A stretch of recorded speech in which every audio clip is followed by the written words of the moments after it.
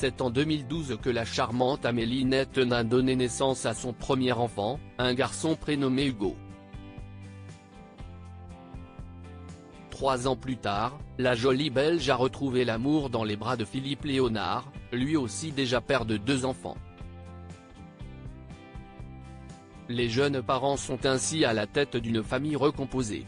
Cela pourrait constituer un frein à leur relation. Pourtant, ils sont ensemble depuis plus de 7 ans. Cependant, rares sont les clichés du couple sur les réseaux sociaux.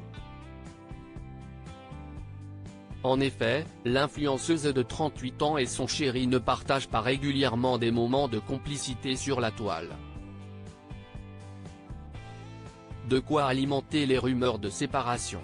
La principale concernée a ainsi décidé de faire une mise au point. Amélie Netton et Philippe Léonard @Dr CIST très agaçant. Cette année 2023 a été particulièrement riche en émotions pour Amélie Netton.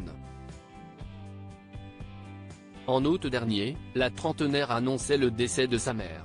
Tout laisse à penser que la maman d'Hugo peine à faire son deuil, mais elle essaye tout de même d'aller de l'avant. Par ailleurs, la candidate de télé-réalité révélée dans Secret Story 4, en 2010, a fait son retour au château de Bertichères. Le moins que l'on puisse dire, c'est qu'elle était plus déterminée que jamais à s'imposer dans la compétition. Ses efforts ont fini par payer. En effet, elle est la grande gagnante des 50 saisons 2.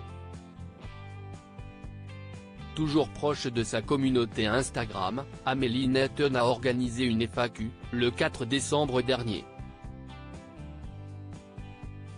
L'occasion pour elle de revenir sur son aventure dans les 52 et de faire des révélations sur sa vie de couple. Sur ce dernier point, un internaute lui a posé la question suivante: « Coucou, tu n'es plus avec ton chéri ?»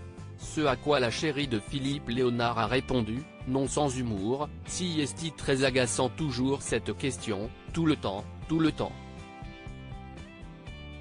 Mais non, il est dans la cave.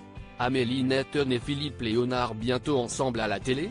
Le couple cultive la discrétion et cela ne risque pas de changer de sitôt.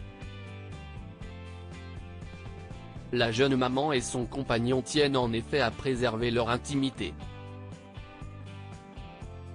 Ils semblent d'ailleurs bien s'en sortir jusque-là. Comme quoi, pour vivre heureux, vivons cachés.